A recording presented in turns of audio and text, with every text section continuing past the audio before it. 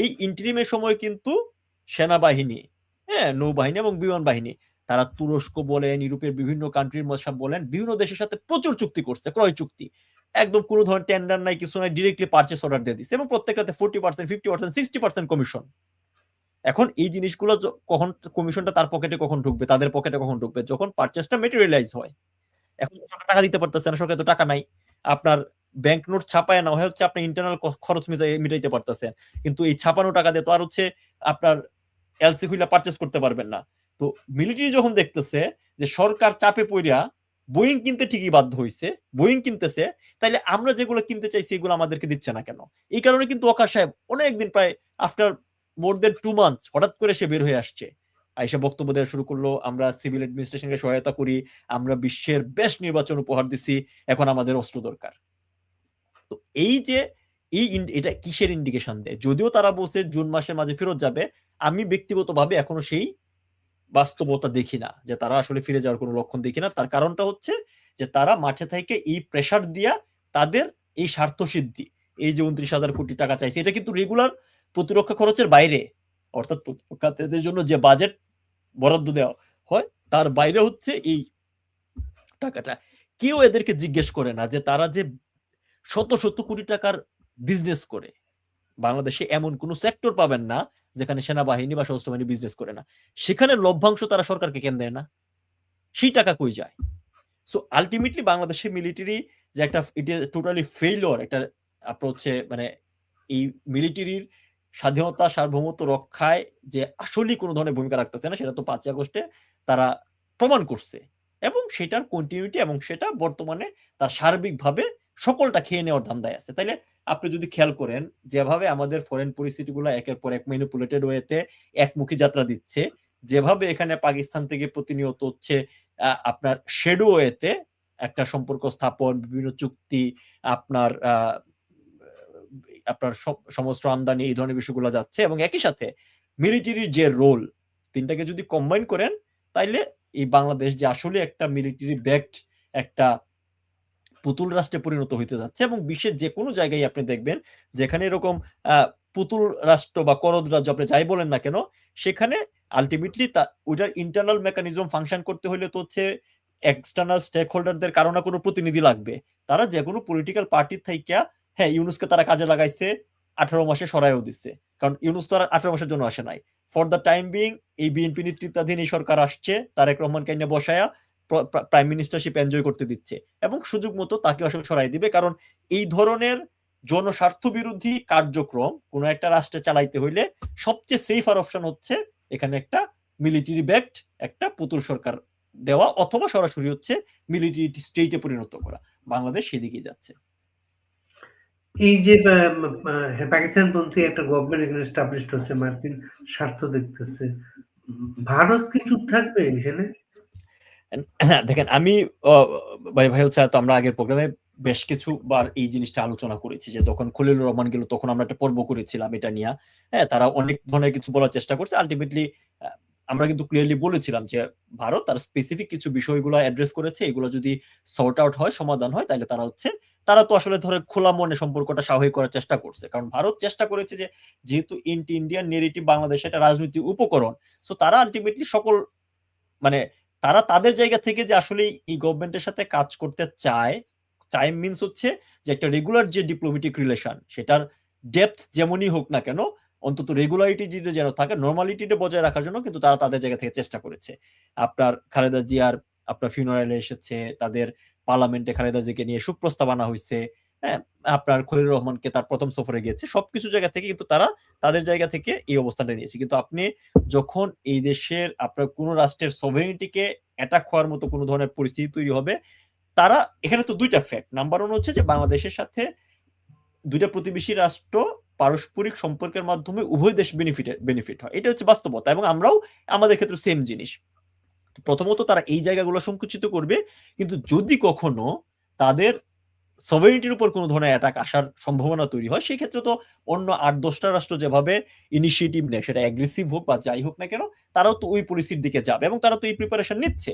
বাংলাদেশের বর্ডার এরিয়াতে ইতিমধ্যে আপনার এক্সট্রা দুইটা মিলিটারি বেস তৈরি করা হয়েছে। তারা এখানে আমাদের যে আপনার বর্ডার এরাতে তারা কাঁটাতারের বেড়া দিচ্ছে, অর্থাৎ তারা কিন্তু তাদের আপনার হচ্ছে প্রোয়েক্টিভ মেজার নেওয়া শুরু করেছে, কিন্তু তারপরেও তারা আসলে যেহেতু অনেকের মতে একটা ডেমোক্রেটিক কাভারেজে একটা সাজানো নির্বাচন একটা সরকার আসছে, তাদের হয়তো এক্সপেকটেশন ছিল যে গুণগত কিছু পরিবর্তন হইলেও হবে, কিন্তু এটা আসলে তার থেকে খারাপ হয়েছে। কারণ একটা দলে মূল চরিত্র তো কোনো পরিবর্তন হয় না। বিএনপি জামাতের মূল চরিত্র তো পরিবর্তন হওয়ার কোনো কারণ নাই। যে রাষ্ট্রটা একসময় 10টা অস্ত্র আনছে, যারা এখন যাদের রাজনীতির মূল ভিত্তি হচ্ছে ভারত বিরোধিতা, মূল পুঁজি, তারা তো আসলে এই জায়গা থেকে বেরোয় আসতে পারবে না। এবং আপনি যদি খেয়াল করে দেখেন, নতুন করে কিন্তু ওই ইন্ডিয়ান নেরেটিভের যে আলাপটা, সেটা কিন্তু প্রতিনিয়ত আবার চাঙ্গা হচ্ছে, প্রতিনিয়ত এই জিনিসটা আসছে। কিছুদিন আগে আমি সার্জিসকে বলতে দেখলাম, মানে এই পোলাপান গুলো ঢাকা ভার্সিটিতে পড়ালেখা করছে, এদের মাথায় যে কি আছে, সমস্যা হচ্ছে যে সামহাও একটা হুট করে পাওয়া ক্ষমতার মাধ্যমে তো তারা বর্তমান বাংলাদেশের প্রেক্ষাপটে অনেক পাওয়ারফুল হয়ে দাঁড়াইছে, তাদেরকে এইভাবে এম্পাওয়ার করা হয়েছে। হ্যাঁ, এবং এক একটা চেহারা ছবি দেখেন, দুর্নীতি করাপশন করে ফুলে ফেলে বেড়ে উঠছে। সেই ছেলে বলতেছে যে আদানির সাথে, এটা কিন্তু অনেক আগের কথা না, এনসিপির প্রোগ্রামে এই বলতেছে যে আদানির সাথে যে চুক্তিটা, সেই চুক্তিটা আদানি হচ্ছে মোদির কেশিয়ার, এবং আদানির সাথে যে চুক্তিটা করা হয়েছে সেই চুক্তির মাধ্যমে মূলত আওয়ামী লীগ গভর্নমেন্ট মোদিকে চাঁদা দিত। সরাসরি পাবলিক প্রোগ্রামে এই ধরনের বক্তব্য দিচ্ছে, এরকম সাজানো বক্তব্য না, এবং এটা এনসিপির প্রোগ্রামে দিয়েছে। তার মানে এই দলটা আসলে এই জিনিসটাকে হচ্ছে এন্ডোর্স করে, এটা কি হচ্ছে বাস্তবতা। এটা নিয়ে কাউকে কোনো কথা বলতে দেখছেন? আপনি দেখেন প্রতিনিয়ত এই ইন্ডিয়ান নেটিভ, যে আপনার টাকলা ফুয়াদ বলেন, এরা বলেন, আর আবার নতুন করে যে আপনার এই যে নাসির যে ছেলেটা আছে, নাসির উদ্দিন, তাকে আমরা দেখলাম হচ্ছে বর্ডার এর একটা সীমান্তে একটা হত্যাকাণ্ড সংক্রান্ত ইস্যুতে, যেখানে বাংলাদেশের আপনার হচ্ছে বিজিবি তারা বলতেছে যে এখানে আসলে তারা এই নোম্যান্স ল্যান্ড না, ভারতীয় সীমানা থেকে মাছ ধরতে গিয়া তারপর একটা পর্যায়ে ফায়ার ওপেন করেছে ভারতীয় সীমান্তরক্ষা বাহিনী, সেখানে এটা হয়েছে, তারা কিন্তু ক্লিয়ার করছে। তারপরেও দেখলাম যে নাসিরউদ্দিন হচ্ছে আপনার ইয়াতে চলে গেছে, কি বলে বর্ডার এরিয়াতে সে ঘুরে বেড়াইছে। আমরা বক্তব্য দেখতেছি যে একটা লাশ পড়লে ওইদিকে 10টা লাশ ফেলতে হবে। তার মানে কি, ইউনূস আমলের যে বক্তব্যটা, যে ইন্ডিয়ান স্ট্রং নেগেটিভটা ছিল, সেটা আবারও ফিরে আসছে, এবং এটা সরাসরি সরকারের যারা আছেন তাদের ইন্ধনে প্রকাশে হচ্ছে। তাহলে বলতে পারেন যে মাঝখানে যে একটা কাইন্ড অফ নেগোসিয়েশনের মতো হয়েছে, সেটা কেন হয়েছিল বা কি হয়েছিল আসলে? ব্যাপারটা হচ্ছে যে তারা, আমার যেটা আন্ডারস্ট্যান্ডিং, এটা আমার ব্যক্তিগত অবজারভেশন, তারা ভারতকে এই জায়গায় ইউজ করছে আর কি, যে তারেক রহমানের দেশে ফিরে আসা আনুষঙ্গিক এই বিষয় একটা সাজানো নির্বাচন করে নেওয়ার জন্য ভারতের মুখটা ফর দ্য টাইম বিং বন্ধ রাখা দরকার ছিল, বা ভারতকে অনবোর্ড করা দরকার ছিল। কারণ আলটিমেটলি অনবোর্ড বলতে আমি এটা বোঝাচ্ছি না যে বাংলাদেশ ইন্টারফেয়ার, আমি বোঝাচ্ছি যে একটা সরকার যদি ভারত এটার সাথে কাজ করতে রাজি হয়, তাহলে এটা ইন্টারন্যাশনালি এটার অ্যাকনোলেজমেন্ট পাওয়া সহজ হয়। তাহলে মূলত এই কারণেই আপনি দেখবেন যে ইউনূসের লাস্টের 1 মাস এবং তারেক সরকারের পরবর্তী 1 মাস, এই 2 মাস ইন্ডিয়ান আলাপসালা বাংলাদেশ একটু কম ছিল, এবং এখন থেকে আপনি খেয়াল করেন একই জিনিস, এবং খুলিলে সফরটা, এরপর থেকে প্রতিনিয়ত এই জিনিসগুলা ফিরে ফিরে আসতেছে। তার মানে তারা অলরেডি যে প্রমিস, যে কমিটমেন্ট বলেন, বা যে গুডউইল ছিল, যে বিষয়গুলো আলোচনা হয়েছে, তার একটাও স্যাটিসফাই করে নাই। ভারতকে তারা ব্যবহার করিয়া একটা ইলিজিমেট গভর্নমেন্টকে কাইন্ড অফ লেজিটিমেসি দিচ্ছে, তারেক রহমান দেশে ফিরে আসছে, এসে তাদের যে চিরায়ত প্রো পাকিস্তানি ভাবধারার যে রাজনীতি, পাকিস্তানকে শত্রু রাষ্ট্র করার যে রাজনীতি, সেটা তারা পুনরায় শুরু করছে। এবং ভারত পাকিস্তান, আপনি খেয়াল করে দেখবেন যে পাকিস্তানের, আমি ইভেন মাঝে মাঝে নেটে সার্চ করে দেখি যে পাকিস্তানের গভর্নমেন্ট এগুলা কি কাজ করতেছে। তো আপনি যদি পাকিস্তান রিলেটেড সার্চ দেন, দেখবেন যে হচ্ছে প্রতিদিন নিউজ দেখবেন যে কোথায় বোমা হামলা কয়জন মারা গেছে, এটা হচ্ছে মেইন জিনিস। এরপরে আপনি দেখবেন যে পাকিস্তানের কোন ঊর্ধ্বতন কর্মকর্তারা বাংলাদেশে আসতেছে, অর্থাৎ পাকিস্তানের এই মিলিটারি বলেন বা সরকার বলেন, তারা তার নিজের রাষ্ট্র চালাইতে যে পরিমাণ এফোর্ট দিচ্ছে, তার থেকে বেশি পরিমাণ এফোর্ট এখন তারা বাংলাদেশকে নিয়ে দিচ্ছে, লিটারেরি তাই। হ্যাঁ, সো এবং আমরা যেটা শুনতে পাচ্ছি যে আসিফ মনির এবং শাহবাজ শরীফ তাদেরও আসার সম্ভাবনা আসছে, যদিও এটা এখনো নিরপেক্ষ কোনো অথেন্টিক সাইট থেকে করা যায় না, কিন্তু এটা অবিশ্বাস করার সুযোগ কম, কারণ সরকার তো আসলে কোনো কিছুই প্রকাশে জানাচ্ছে না। এই 24 ঘন্টার সফরে এই যে স্বরাষ্ট্রমন্ত্রী আসছে, এটাও তো ঢাক গোপন করে আসছে। তো তারা এইরকম একটা জিনিস যথেষ্ট সম্ভাবনা আছে যে আসতে পারে। অর্থাৎ সার্বিকভাবে এখানে এই যে ভারত বিরোধী নেগেটিভের যে জোয়ার তৈরি করছিল ইউনূস তার নিজস্ব স্বার্থে, সেম একই জিনিস আপনার হচ্ছে এখানে তৈরি হইতে যাচ্ছে। এবং আপনি যে জিনিসটা বলেন, তাইলে কি হবে, তখন আমাদের ট্রান্সশিপমেন্ট বন্ধ করে দিছিল, সেটা হচ্ছে চালু হয় না এখনো, আমাদের ভিসাগুলো কিন্তু এখনো রেগুলারাইজ হয় নাই আপনার চিকিৎসা পারপাসে বা বিজনেস পারপাসে ভিসা দেওয়া হচ্ছে, টুরিস্ট ভিসা কিন্তু এখনো ওপেন হয় নাই। সেগুলো আস্তে আস্তে তারা কার্টেল হয়ে যাবে। আমাদের ফুয়েলের যে বিষয়টা ছিল, আপনি দেখেন ভারতের জায়গা থেকে ভারতের আন্তরিকতার আপনি ন্যূনতম কোনো হচ্ছে দোষ দিতে পারবেন না। ভারত প্রায় 150 কোটির একটা মানুষ, তারাও কিন্তু ইন্টারন্যাশনাল ক্রাইসিসে ফর শিওর তারাও ক্রাইসিসে পড়েছে। তাদের এখানে ফুয়েল ক্রাইসিস হইছে। আপনি দেখেন কয়েকদিন আগে নরেন্দ্র মোদী কিন্তু পাবলিকলি 5 পয়েন্ট মানে রিকোয়েস্ট করেছে জনগণকে যে আপনারা পারলে হচ্ছে ওয়ার্ক ফ্রম হোম করেন, অর্থাৎ জ্বালানি ব্যবহারে আপনি যতটুকু পারেন এই ক্রাইসিসের সময়ে আপনারা সীমিত হন।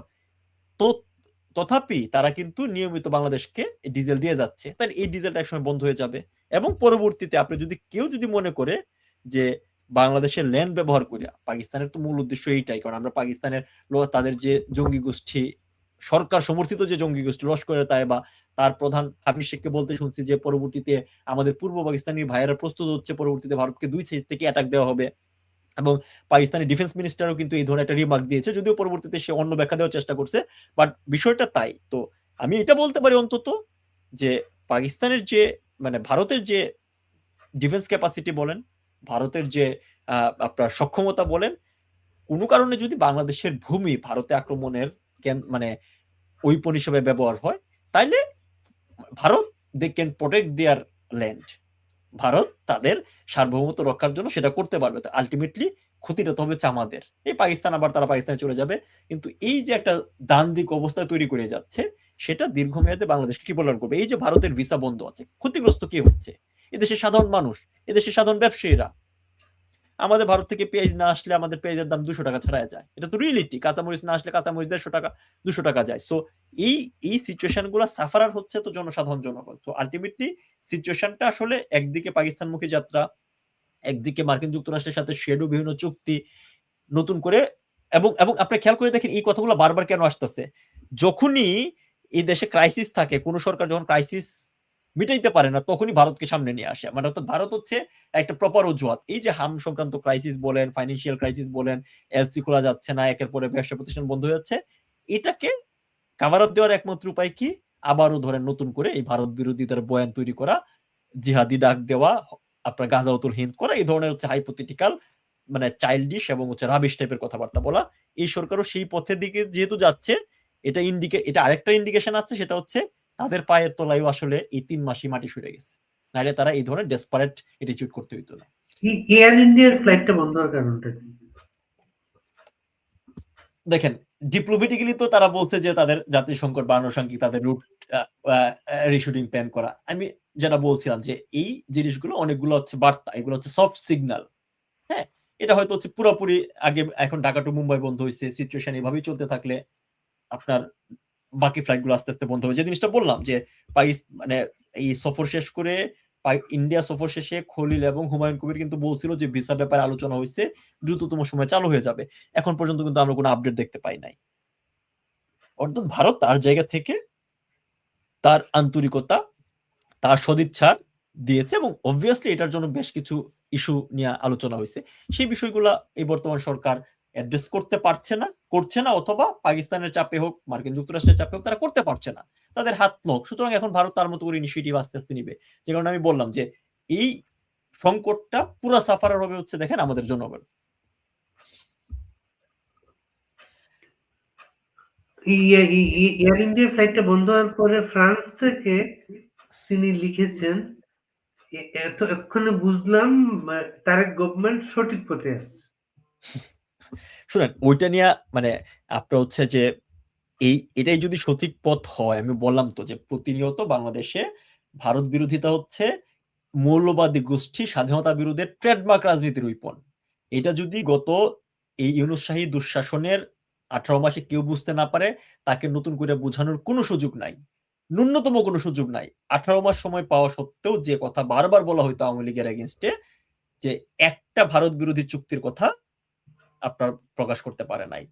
26 লক্ষ ভারতীয়র কথা এই আসিফ নজরুল মহামিথ্যুক, সে বলেছে কিছুদিন আগে প্রতিবেদন বের হয়েছে বাংলাদেশে মানে সার্বিকভাবে বাংলাদেশে মনে হয় কাজ করে রাফলি কত 45,000 না 42,000-এর মতো হচ্ছে বিদেশি কাজ করে, এর মাঝে মেজরিটি হচ্ছে চায়না, নট ইভেন ভারত।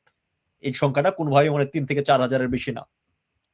তো ভারত বিরোধিতা এই স্বাধীনতা বিরোধী গোষ্ঠী, উগ্রপন্থা, মৌলবাদীদের ট্রেডমার্ক রাজনীতির উইপন, এটা দেশে মানুষজনকে বুঝতে হবে। যখন পিনাকি এই কথা বলে তখন এটা আরো বেশি করে বোঝা দরকার যে আসলে সরকার কোন দিকে যাচ্ছে। আরেকটা পয়েন্ট ভাই আমি ভুলে গেছিলাম। ভারত ইস্যু না, এই গেল আমাদের ২ টা ইস্যু। আমাদের সামনে কিন্তু একটা বড় ইস্যু আসতে যাচ্ছে। আপনি খেয়াল করে দেখবেন যে আরাকান আর্মির যে আধ্যাত্মিক নেতা, সে রিসেন্টলি একটা ম্যাপ শেয়ার করছে যেখানে বাংলাদেশের একটা অংশ, ভারতের একটা অংশ নিয়ে একটা থার্ড কান্ট্রির একটা ম্যাপ, এবং তারা কিন্তু খুব কনফিডেন্টলি বলছে অ্যাক্রস দ্য বর্ডার, আমার কিছু ব্যক্তিগত জানাশোনা বা এরকম ব্যাপার আছে, তারা বলার চেষ্টা করতেছে যে এই আগামী অক্টোবরের পর থেকে, আমি আবারও বলি অক্টোবরের পর থেকে এবং নেক্সট ডিসেম্বরের আগে তারা একটা নতুন রাষ্ট্রের সম্ভাবনা দেখতে পাচ্ছে। এটা আরাকান আর্মি ওই অংশের একটা বক্তব্য। এখন এটার সাথে যদি আপনি 2+2=4 মেলান, আপনি সিচুয়েশন গুলো আরেকটু ক্লিয়ারলি দেখতে পাবেন।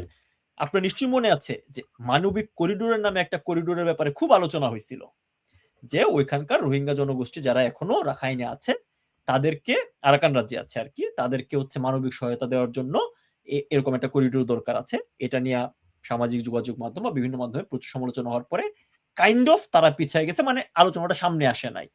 তার মানে কি রোহিঙ্গাদের মানবিক অবস্থা ভালো হয়ে গেছে? ভালো তো হয় নাই, আলোচনাটা বন্ধ হয়ে গেছে। তার মানে এটা পুরো দৃশ্যতই আসলে এটা রোহিঙ্গা সংক্রান্ত কোনো ব্যাপার ছিল না। এখানে আরাকান আর্মিকে মার্কিন যুক্তরাষ্ট্র থেকে সাপোর্ট দেওয়ার যে বিষয়টা ছিল, সেটার একটা রুট হিসাবে এটা ব্যবহার করার পরিকল্পনা করা হয়েছিল, এবং এটা কিন্তু গোপনীয় কিছু না, কারণ মার্কিন যুক্তরাষ্ট্রের হাউস অফ পার্লামেন্টে বিল আনা হয়েছে যে তারা আপনার কান্ট্রিকে, আপনার হচ্ছে যারা মানে বর্তমান মায়ানমার যে গভর্নমেন্ট আছে তাদের এগেইনস্টে যে মুভমেন্ট চলতেছে সেটাকে তারা সর্বতভাবে সহায়তা করবে। তাদের পার্লামেন্টে এটা বিল পাস হয়েছে এবং তারা এটা নিয়ে হচ্ছে প্রোঅ্যাক্টিভলি কাজ করতেছে, তারা গোপনে কাজ করতেছে না। কিন্তু আমাদের বর্ডারটা ইউজ করা দরকার ছিল, যে কারণে এই কথিত মানবিক করিডোরের নামটা আসছিল। সেই মানবিক করিডোরটা যদিও অফিসিয়ালি হয় নাই, বাস্তবে কিন্তু এরকম একটা করিডোর চালু আছে, যারা ওই এলাকাটা স্ট্রিক্টলি এখনো মিলিটারি দ্বারা গার্ডেড।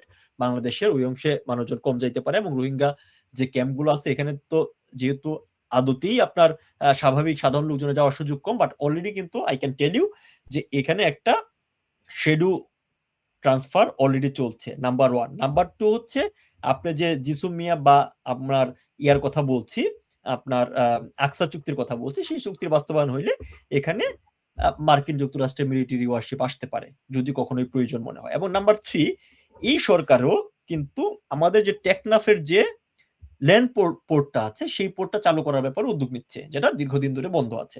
এখন কথা হচ্ছে যে এই পোর্টের অপোজিট অংশ তো মায়ানমার সরকারের নিয়ন্ত্রণেই নাই, এই অংশটা অলরেডি আরাকান আর্মি নিয়ন্ত্রণ করতেছে। তাহলে এই পোর্ট আপনি নিয়ন্ত্রণ করিয়া কার সাথে ট্রেড করবেন, কার সাথে বিজনেস করবেন? তার মানে আরাকান আর্মির সাথে বিজনেস করতে হবে। এখানে এই পোর্ট দিয়ে পার হয়ে যাই যাক না কেন, ওই নিয়ন্ত্রণ, ওই এলাকার নিয়ন্ত্রণ হচ্ছে আরাকান আর্মির সাথে। তার মানে আপনি অলরেডি একটা অফিসিয়াল চ্যানেল ওপেন করছেন, মানবিক করিডোরের নামে কথিত চ্যানেল, সেটা behind the scene already active, যেটা প্রকাশে না আসে। নাম্বার 2 হচ্ছে আমরা এখানে ইউএস ওয়ারশিপ আনার, এবং নাম্বার 3 হচ্ছে গভর্নমেন্ট ইনিশিয়েটিভ নিচ্ছে যে এখানে যে ল্যান্ড পোর্ট আছে সেটা ওপেন করবে। তাহলে আপনি যদি এই জিনিসটা মিলান, তাইলে দেখা যাচ্ছে যে এখানকার এই যে আরাকান আর্মির যে আপনার এতে মানে মায়ানমার সরকারের এগেইনস্টে যে কনফ্লিক্টটা তারা চলতেছে, এটা সময়ের সাথে সাথে আরো বৃদ্ধি পাবে এবং রেগুলার বৃদ্ধি পাচ্ছে। কিন্তু সেখানে বাংলাদেশ একটা ডিরেক্টলি ফ্যাক্ট বলবো না, ডিরেক্টলি পার্ট হয়ে দাঁড়াচ্ছে। এবং তখন তো ধরেন আপনার আলটিমেটলি এরকম যদি কোনো কিছু তৈরি হয়, সেক্ষেত্রে তো আপনার কাইন্ড অফ আপনি একটা যুদ্ধে জড়াই গেলেন। তাইলে এই যে আরাকান আর্মির কথিত নেতা, যে আপনি যদি মানে ফর গডস সেক, আপনার যদি আরাকান আর্মি যদি কোনো পর্যায়ে মার্কিন যুক্তরাষ্ট্রের সহায়তা পায়, তারা অলরেডি তো আমাদের একটা বড় অংশ কক্সবাজার টেকনাফ ওই এলাকাটাতে ওদের জনগোষ্ঠী আছে। রোহিঙ্গাদের সাথে যদিও আরাকান আর্মির আপনার হচ্ছে সম্পর্ক ভালো না, what ever the case is, already আমাদের একটা বড় অংশ তো হচ্ছে যে মায়ানমারের নাগরিকরা আছে এখানে, সেটা রিফিউজি হিসেবে হোক, যে হিসেবে হোক না কেন। তো তারা যদি এই দিকে মার্চিং করে, এবং তারা যে সম্ভাব্য যে একটা তৃতীয় রাষ্ট্র গঠন করার যে পরিকল্পনা, যেটার আশঙ্কার কথা জননেত্রী শেখ হাসিনা একাধিকবার করেছেন, সেটা আমার কাছে অনেকাংশে এখন বাস্তবতার দিকে মনে হচ্ছে। আমাদের পার্বত্য চট্টগ্রামের যদি যে ইনসার্জেন্সি সিচুয়েশন গুলা বলেন, সেখানে কনফ্লিক্ট বাড়ছে, আমার ওই টেকনাফ জোনে কনফ্লিক্ট বাড়ছে, আপনার সেন্ট মার্টিনের কথা বলেন, এই যে কথিত পরিবেশ রক্ষার নাম করে সেন্ট মার্টিন দিচ্ছে। আমি কালকে সেন্ট মার্টিন, আমার পরিচিত বেশ কিছু মানুষ আছে, আমি আজকেও কথা বললাম, সেন্ট মার্টিনে কিন্তু পুরো শূন্য হয়ে যাচ্ছে। কারণ সেন্ট মার্টিনে তো আপনার ট্যুরিজম ছাড়া অন্য কোনো কাজ নাই। এখানে কৃষি নামমাত্র হয় না বললেই চলে, কারণ এটা সমুদ্রের মাঝে আপনার লবণাক্ত এরিয়া। তো আলটিমেটলি কিন্তু হচ্ছে মানুষজন বাধ্য হচ্ছে সেখান থেকে মুভ আউট করতে। অ্যাটলিস্ট সকলে মুভ আউট না করলেও পুরুষরা সেখান থেকে বের হয়ে কোনো না কোনো জায়গায় কাজে রূপান্তর হচ্ছে। তো সবকিছু মিলায় যে লম্বা সময়ের যে আশঙ্কাটা ছিল, বাংলাদেশে একটা টেরিটোরিয়াল যে জিনিসটা আপনি আজকে চমৎকার আসলে এতে লিখছেন যে একটা ভূ রাজনীতি গোলক ধাঁধায় পড়া, এই আশঙ্কাটা তো ছিলই। আমার কাছে কেন জানি মনে হচ্ছে যে আপনার বোর্ডের বিভিন্ন আপনার হচ্ছে বক্সে বক্সে গুটিগুলা প্রপারলি বসে যাচ্ছে এবং খুব দ্রুত end of this year by this time যদি হচ্ছে আসলেই আমরা জনগণকে সাথে নিয়ে একটা প্রপার পরিবর্তন আনতে না পারি, তাহলে এন্ড অফ দিস ইয়ার আমরা একটা মেজর কনফ্লিক্টে ঢুকে যাবো এবং সেই ক্ষেত্রে আলটিমেটলি কোনোভাবেই আমাদের এই মানচিত্র অখণ্ড থাকবে না, এটা আমি আপনাকে গ্যারেন্টি দিয়ে বলতে পারি। আমরা আসলে সেই দিকেই যাচ্ছি। এতক্ষণ যত কিছু আলাপ হলো এখানে মূল এগুলোর জন্যই তো শেখ হাসিনাকে ক্ষমতাচ্যুত করা হয়েছে। এক্স্যাক্টলি তাই। এটা সময়ের সাথে সাথে আরো দৃশ্যমান হচ্ছে। এটার জন্যই তো তারা আওয়ামী লীগকে আর আসতে দেবে না এখানে। এবং আপনি খেয়াল করেন, এটা কিন্তু বারবার বলি যে অনেকেই মনে করে যে আওয়ামী লীগকে ধরেন, আপনার অভিযোগটা কি যে আওয়ামী লীগ সরকার ছিল, তাদের বিরুদ্ধে একটা মিথ্যা অভিযোগ আনা হয়েছে যে এই সাজানো ট্রাইব্যুনালে যে বিচারটা হচ্ছে, যে সেই বিচারটা আপনার আওয়ামী লীগের এগেইনস্টে, আওয়ামী লীগ গণহত্যা করছে বা এই ধরনের অভিযোগই আনা হয়েছে, যারা কোনো প্রুফ না এবং দুনিয়ার কোনো কোর্ট অফ দ্য লতে এটা এস্টাবলিশ করার কোনো সুযোগ নাই। হ্যাঁ, এবং আলটিমেটলি এখন তো বের হয়ে আসছে যে স্নাইপার দেওয়া তারাই আসলে হচ্ছে মানুষজন মারছে যারা এই আন্দোলনের পক্ষে ছিল। কিন্তু কথাটা তারপরেও দেখেন, তারপরেও কিন্তু 2024 5 আগস্ট পরবর্তী সময়ে আওয়ামী লীগকে নিষিদ্ধ বা কার্যক্রম স্থগিত করা হয় না। সেটা করা হয়েছে কবে? 2025 মেতে, যখনই এই মার্কিন যুক্তরাষ্ট্রের সাথে এনডিএ স্বাক্ষর বলেন, বাণিজ্য চুক্তি করা বলেন, এই যে দেশবিরোধী কাজগুলা যখন আসলে একটা ফাংশনাল রূপ পাইছে, তখন কেন এই আওয়ামী লীগকে নিষিদ্ধ করা দরকার হইল? তার কারণটা হচ্ছে যে আওয়ামী লীগ যদি as a political party regular political activities করার সুযোগ পায়, আওয়ামী লীগ তার সবচেয়ে দুর্বলতম দিনেও এই ধরনের ইস্যুগুলো নিয়ে মানুষজনকে হচ্ছে একসাথে করে হচ্ছে মাঠে নামার শক্তি রাখে, সবচেয়ে দুর্বল সময়েও। এবং যখন দেশের স্বাধীনতা সার্বভৌমত্ব এট স্টেক, আওয়ামী লীগ বসে থাকতো না। কিন্তু এই কারণেই দেখবেন যে আওয়ামী লীগকে নিষিদ্ধ করাই হয়েছে হচ্ছে এই প্ল্যানগুলো বাস্তবায়ন করার জন্য, নট লাইক সাজানো করে বিচার করার জন্য। সেটা করলে 5 আগস্টে তারা নিষিদ্ধ করে দিতে পারতো, হ্যাঁ, বা এই সাজানো ইলেকশন থেকে দূরে রাখার জন্য। মূল কাজ হচ্ছে এই আওয়ামী লীগ তার রেগুলার পলিটিক্যাল অ্যাক্টিভিজম করতে পারলে মানুষজনকে সাথে নিয়ে আপনার এই জিনিসগুলো প্রতিরোধ করতো। ইতিমধ্যে ডোর টু ডোর ক্যাম্পেইন করে জনগণকে জানাইতো। এখন তো ধরেন আমরা এই কথাগুলো বলতেছি, যেটা আমরা বারবার বলছি, বাংলাদেশ মিডিয়া কথা বলতে পারছে না, বাংলাদেশের আপনার ভিতর থেকে কোনো এটা নিয়ে কোনো ধরনের আলোচনা নাই। যারা করতেছে তাদেরকেও মানুষজন ডলার খোর হিসেবে চিনে। Sorry for the my word, but বাস্তবতা হচ্ছে যে আনু মোহাম্মদ বলেন, আনু চাচা, দেবু দাদু, এরা যে বক্তব্য করছে এটা তো তাদের কুসুম কুসুম প্রতিবাদ, তাদের জাস্ট হচ্ছে ইমেজ ধরে রাখার জন্য। বাট আলটিমেটলি তারা তো কোনো ফাংশনাল প্রতিবাদ করে না। আজকে আপনি আওয়ামী লীগ দেখেন, সবচেয়ে বড় কথা হচ্ছে অনলাইন বলেন, সব জায়গায় বলেন, এটা নিয়ে যারা কথা বলছে আওয়ামী লীগের লোকজন, আওয়ামী লীগ সমর্থক আমরাই বলছি। ভাই দেশটা তো হচ্ছে আমরা আমরা এই দেশটা আমাদেরকে এই দেশটা ছেড়ে যাইতে হয়েছে, আমরা বাধ্য হয়েছি এই দেশ ছেড়ে যাইতে। তারপরও প্রতিনিয়ত এই বিষয়গুলো নিয়ে কথা বলতেছি, কারণ দিস ইজ দ্য রিয়েলিটি। এবং গত 2 বছর ধরে আমরা যেগুলো বলে আসতেছি সেগুলাই ইন দ্য লং রান হয়েছে। এই ইউনুস বলছিল বোয়িং কিনা শুধুমাত্র হচ্ছে সাজানো, বলার দরকার, বড় মার্কিন যুক্তরাষ্ট্রকে সিরিয়াস মনে হয় নাই। ঠিকই আমাদের $3.7 বিলিয়ন দিয়ে বোয়িং বের হয়েছে। আমি গত বছরের জুনে এটা নিয়ে কথা বলছিলাম, অনলাইন ইউটিউবে হচ্ছে আমার এপিসোড আছে, কথা আছে যে এটা হইতে যাচ্ছে। সো আলটিমেটলি প্রচন্ড মিথ্যাচারের ভিতর দিয়ে বাংলাদেশকে নিয়ে যাওয়া হয়েছে। এটা একমাত্র আসলে কমব্যাট করা, সেটা অনলাইনে হোক, ইন্টেলেকচুয়ালি হোক, সেটা আওয়ামী লীগ করছে। যদি পলিটিক্যাল পার্টি হিসেবে কাজ করতে পারতো, রাজপথে জনগণকে এতদিন দিয়ে ঐক্যবদ্ধভাবে এই আন্দোলন করতো। এবং আমি বলি, যেটা আমি আশা করি এখন আমরা যে ধরনের কার্যক্রম বা দেখতে পাচ্ছি, আমি আশা করি এই কাগজে নিষেধাজ্ঞা মারিয়েই আওয়ামী লীগ আবারও দেশের এই স্বাধীনতা সার্বভৌমত্ব বা সর্বোপরি বাংলাদেশের 30 লাখ শহীদের রক্তরঞ্জিত এই মানচিত্রকে রক্ষা করতে সক্ষম হবে। এটা আমি বিশ্বাস করি, আমি বিশ্বাস করতে পছন্দ, মানে এই বিশ্বাস বাঁচায় রাখে আমাকে। কারণ আলটিমেটলি যদি এটা না করা যায়, তাহলে এই দেশ তো আমাদের থাকবে না।